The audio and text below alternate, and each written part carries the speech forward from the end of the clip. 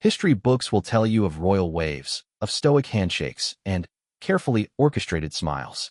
They will not tell you about the crack of a palm against a cheek in the blue drawing room at Buckingham Palace. They will not describe the instant, suffocating silence that followed, nor the way King Charles III, in a movement that seemed to defy both his years and his lifelong training, rose from his chair. In that frozen moment, more than a man stood up. The very foundation of the monarchy seemed to shift, and a hidden story, woven from decades of private anguish, public duty, and a love that refused to conform, was about to erupt into the light. This is not a gossip column snippet. This is the true, untold story of what led to that shocking slap, and the seismic repercussions that echoed from a gilded room to the very soul of the British crown. The air in the Buckingham Palace staterooms was thick with the scent of lilies and inherited power. It was a pre-Christmas reception for diplomats, a ballet of coded language and clinking crystal. Queen Camilla, a vision in emerald green, worked the room with the practiced ease of a woman who had navigated far stormier seas than this sea of tuxedos and tiaras. Her laughter, a warm, raspy sound, was genuine as she charmed the ambassador from Portugal. Yet, a trained observer might have noted the slight tightness around her eyes, a faint tremor in her hand as she lifted her champagne flute. The weight of the day had been immense. A morning spent with bereaved military families, a moment where a young widow's silent tears had mirrored losses Camilla understood in her own soul. Across the room, King Charles was a portrait of constitutional restraint. He listened intently to the German chancellor, nodding at appropriate intervals, but his gaze, soft and unwavering, kept finding Camilla. It was a look that spoke of a private language built over decades, a look of profound solidarity. They had entered this gilded cage together, finally, after years of being the most scrutinized couple in the world. The crown was his destiny, but Camilla was his choice, and protecting that choice, protecting her, had become the silent, central mission of his reign. The incident's catalyst was not a villain, but a young man doing his duty. Guardsman Finlay Macaulay, 23, stood rigidly by the grand entrance to the blue drawing room. His face, under the towering bare skin, was a mask of impersonal discipline. He had been briefed extensively. Protocol was paramount. No one, absolutely no one, passed a certain threshold without explicit royal acknowledgement when the king and queen were in a private circuit. Camilla, feeling a familiar migraine beginning to pulse behind her temples, a relic of too many flashing lights and suppressed emotion, sought a moment's respite. She spotted a footman with a tray of water glasses near the terrace door, a path that led behind the line of guards. With a subtle movement, she began to glide in that direction, a queenly assumption that her path would naturally clear. Guardsman Macaulay, seeing a figure approaching his restricted zone from his peripheral vision, reacted as drilled. He took a sharp, lateral step, his towering frame blocking the way, his rifle a blunt barricade. "Ma'am," he intoned, his voice low but implacable. "This route is closed."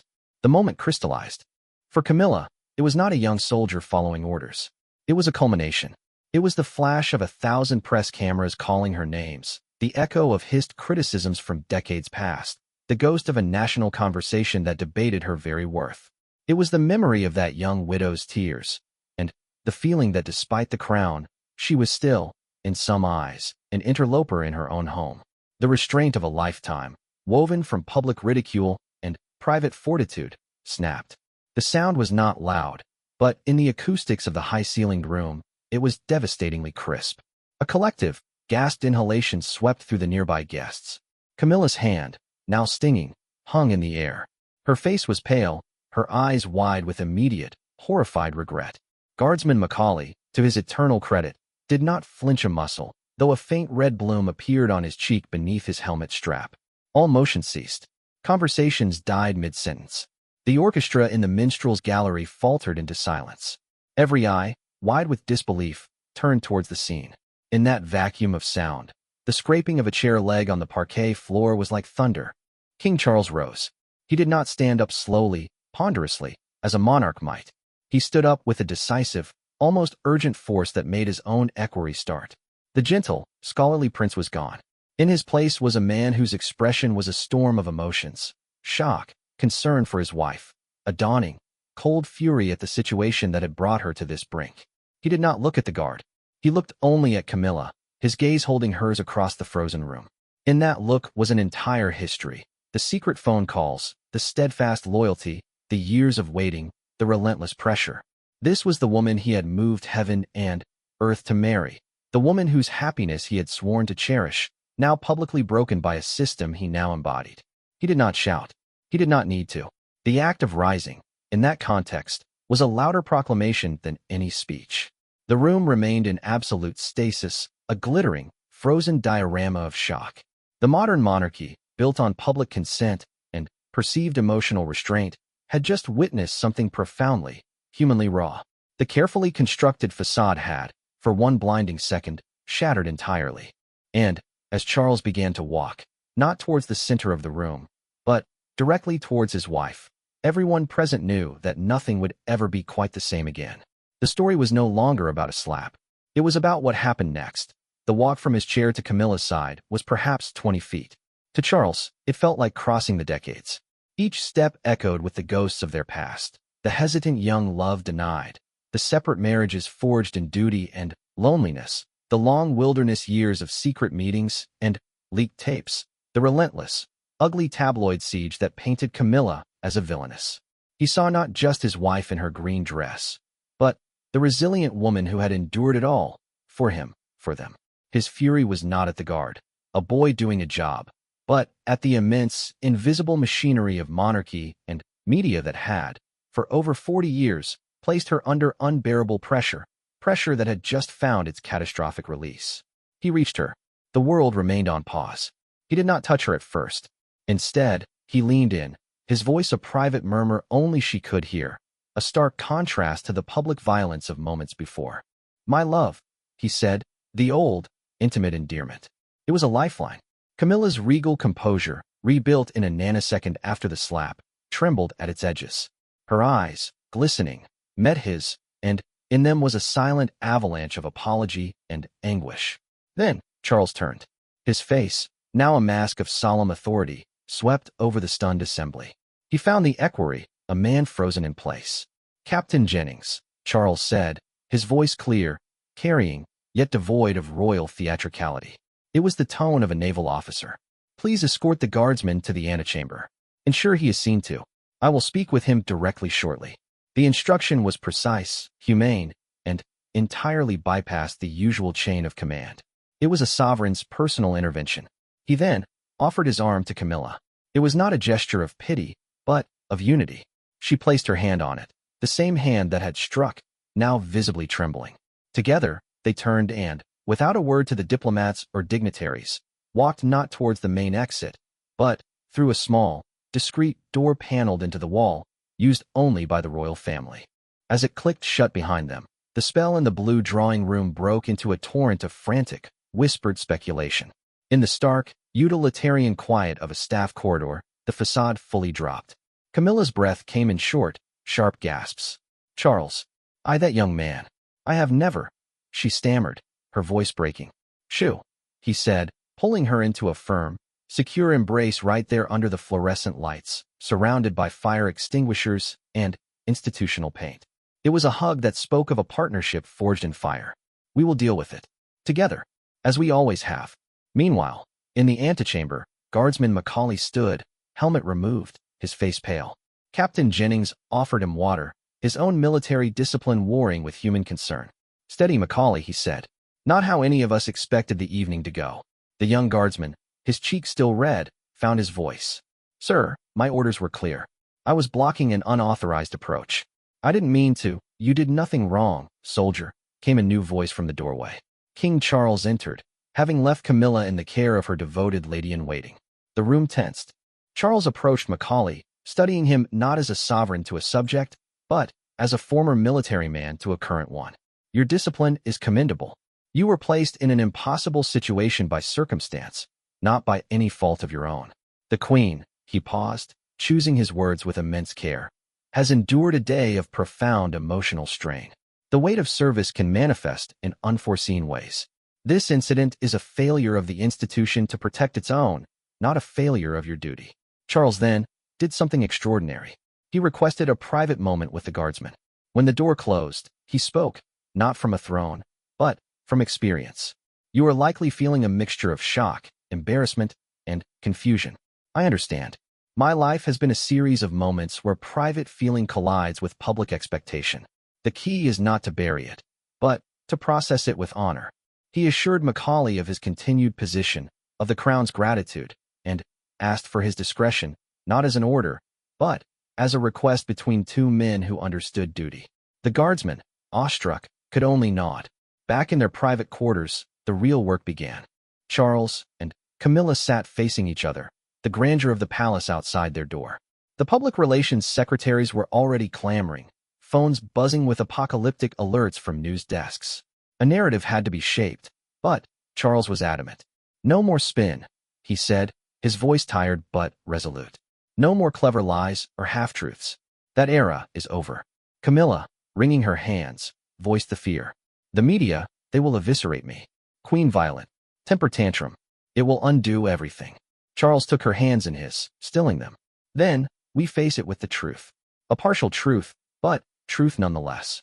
We speak of the immense pressure, the weight of the role, the cumulative strain of a life in the spotlight.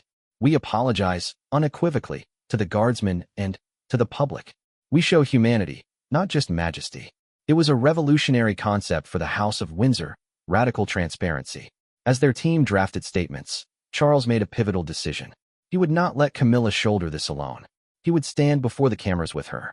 Their unity, their shared burden, would be the story. The palace, used to managing scandals with silence or deflection, was in uncharted waters. The king was steering the ship directly into the storm, believing their shared, flawed humanity was the only anchor left. The statement from Buckingham Palace was released at 8 a.m. the following morning. It was unprecedented. It did not hide behind a private matter or misunderstanding. It acknowledged, in clear language, an incident at the diplomatic reception where the Queen, under the cumulative strain of a deeply taxing schedule and profoundly moving earlier engagements, experienced a moment of overwhelming reaction upon being, correctly, challenged by a vigilant guardsman. It expressed Her Majesty's profound personal regret and apology to the guardsmen involved, and their Majesties' shared regret for the disruption caused. It concluded by stating the King and Queen were reflecting on the immense pressures of public service and would be making a personal visit to the Guardsmen's regiment later in the week. The media explosion was instantaneous. Front pages were split.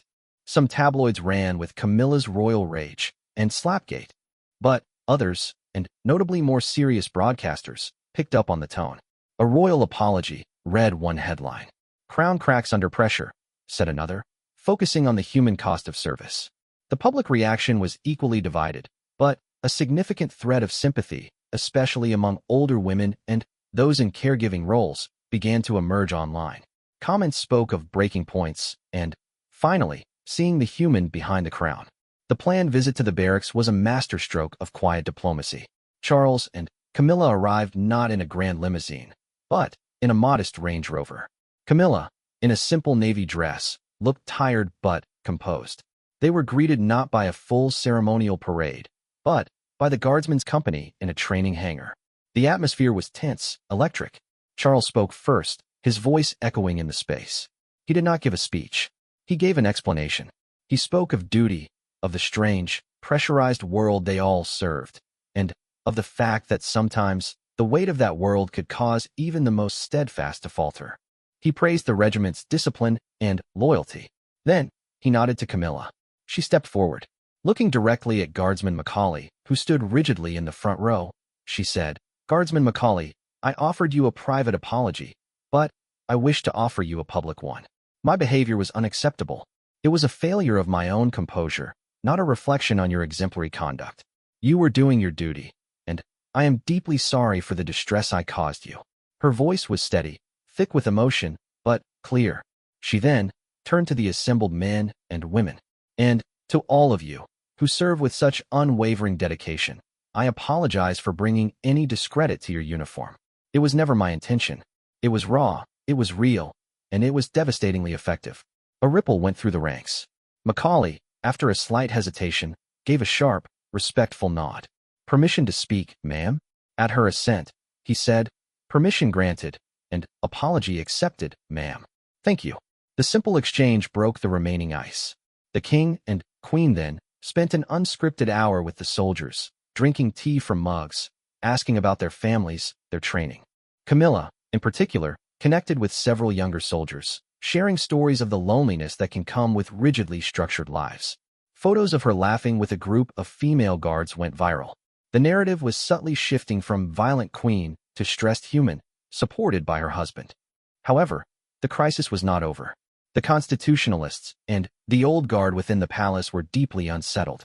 The monarch must be seen to be above such human frailty, one senior courtier argued in a tense meeting. We are creating a precedent of emotional volatility. Charles listened, then replied with a new steel in his voice. The precedent we have followed for a century is one of emotional sterility. It is a precedent that breaks people. I watched it break my mother, in her own way, forcing her to find her humanity outside these walls. I will not let it break my wife. A monarchy that cannot show it is made of flesh and blood, and, yes, sometimes failing flesh and blood, is a monarchy that will not survive this century. Our strength is not in our perfection, but in our perseverance, together. It was a declaration of a new kind of reign. The firm was being personally, painfully, remodeled into something more flexible, more authentic. Camilla, hearing of this later, felt a surge of love and fear. He was risking his legacy for her, for their vision of a more relatable monarchy. But the greatest test was yet to come, the court of public opinion, which would deliver its verdict not in whispers, but in polls and the relentless churn of the news cycle. The slap had created a crack. They were now choosing to let the light in through it, hoping it would illuminate a path forward, not just for them, but for the institution they served. The fallout was a turbulent sea of opinion. Polls showed a dip in Camilla's popularity, but a surprising, concurrent rise in the king's approval ratings. People saw in him a loyal, protective husband, a relatable, human quality. Editorial pieces debated the new royal transparency versus the dignity of the crown.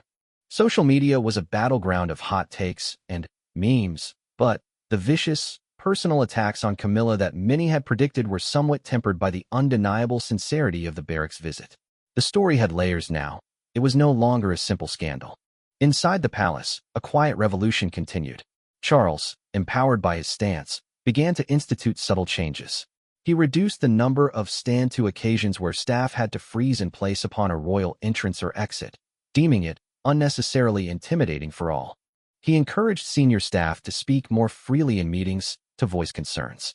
The atmosphere, once so stiff with protocol, began to thaw by a degree.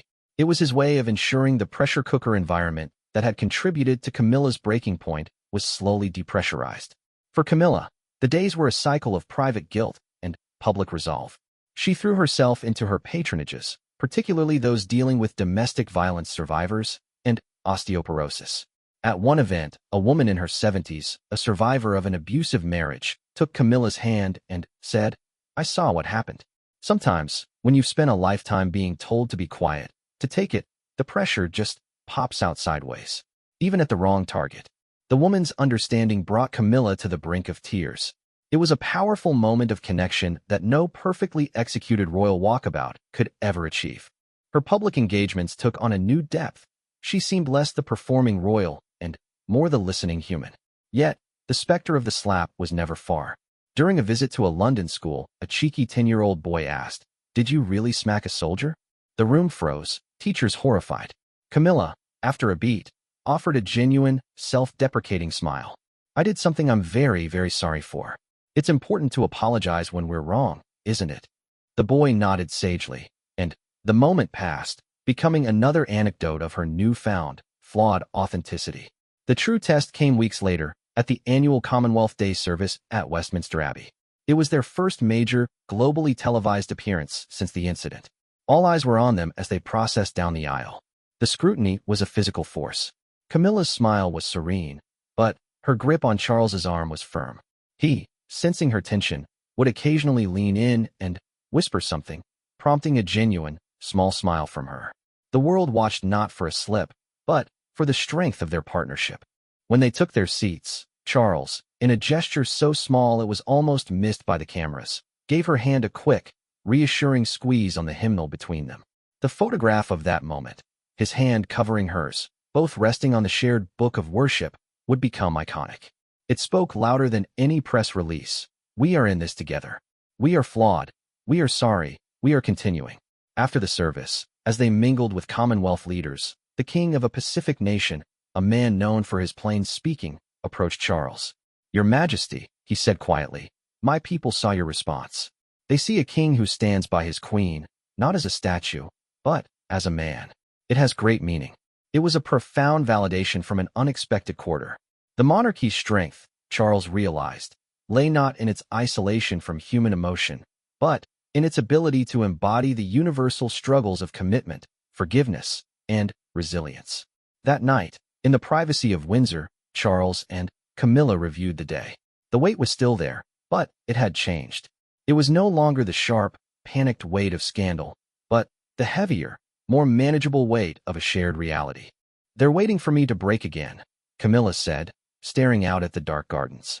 Charles joined her at the window. Let them wait. You won't. And if you do, I'll be there. We have shown them our breaking point. Now we show them our strength. The real story isn't the slap, Camilla. It's everything that comes after it. A year passed. The slap, as it was now cautiously referred to even in palace circles, had not been forgotten, but it had been metabolized. It was a chapter in their story, not the definition of it. Queen Camilla's public persona had undergone a remarkable transformation. The press, once her tormentor, now often wrote of her unexpected warmth and grounded resilience. Her charity work, always robust, took on a new gravity. She launched a mental health initiative for veterans and their families, speaking openly about the invisible wounds of service, a phrase that resonated deeply, given the context of her own very public wounding. Her relationship with the public was now one of earned respect, not just conferred title. People saw a woman who had faced her worst moment, apologized, and carried on with grace and humor. At a garden party, when a gust of wind threatened to send her hat flying, she laughed uproariously and held it down with both hands, a moment of pure, unguarded joy that endeared her to millions. King Charles, too, had found his rhythm. His reign, once predicted to be a stuffy interlude, was being noted for its quiet, purposeful modernity and its emotional accessibility. His speeches, while still kingly, often contained references to shared human frailty and the strength found in support. His advocacy for the environment and interfaith dialogue felt more urgent, more connected to a worldview that valued vulnerability as a strength. The monarchy, under his stewardship, felt less like a remote institution and more like a family at the head of the national family, a family with problems, but one that stuck together. The final, symbolic closure came on the anniversary of the incident. There was no grand ceremony. Instead, a small, private lunch was held at Highgrove, the king and queen's beloved country home. The guests were a select few: senior working royals, the king's most trusted private secretary, and, notably, Guardsman Finley Macaulay, now promoted to Lance Corporal, and his fiancée. The setting was informal, warm. Over a meal of vegetables from the garden, the conversation flowed easily. Charles asked Macaulay about his upcoming wedding plans. Camilla discussed gardening tips with his fiancée. The ghost of the slap was acknowledged not with words, but with its absence. It held no power in this room of mutual respect. After lunch, Charles took Macaulay for a walk in the garden. A year on, Charles said, I wanted to thank you again. Your dignity that day, and since, has been exemplary. You taught this old institution a lesson in humility. Macaulay, now more at ease, replied, It was a strange day, Your Majesty. But, if I may say so, it showed a lot of us that, well, that it's hard for everyone. Even you. Charles smiled, a genuine, crinkly-eyed smile. Especially us, sometimes. But we get by with the help of good people. Like you. Back inside, Camilla presented the young couple with a wedding gift, a vase from her personal collection. To build a happy life together, she said, is the greatest success. Protect it, nurture it, and be kind to each other on the difficult days. Her words, heartfelt and tinged with the wisdom of hard-won happiness, moved the young woman to tears. As the guests departed, Charles and Camilla stood on the steps, waving them off. The autumn sun was low and golden. They turned to go inside, and Charles, as he always did, held the door for her. But, before she entered, Camilla paused, looking back at the peaceful landscape, then at her husband. Do you think we've weathered it? She asked, the last vestige of that old anxiety in her voice. Charles took her hand, his thumb tracing the simple wedding band he had placed there after their long wait. "My darling," he said, his voice full of a love that had endured everything. "We haven't just weathered it. We've been tempered by it. The crown is lighter now, because we carry it together as we are, flaws and all." He led her inside, closing the door on the past. The story of the slap was no longer a story of shame, but a turning point. The moment the last pretense fell away, and a king and his queen finally, fully, ruled as themselves. The room had frozen once in shock. Now, their partnership stood as the enduring, thawed, and living proof that even the most ancient institutions could learn, could bend, and could find their greatest strength not in perfection, but in love, resilience, and a deeply human capacity for grace.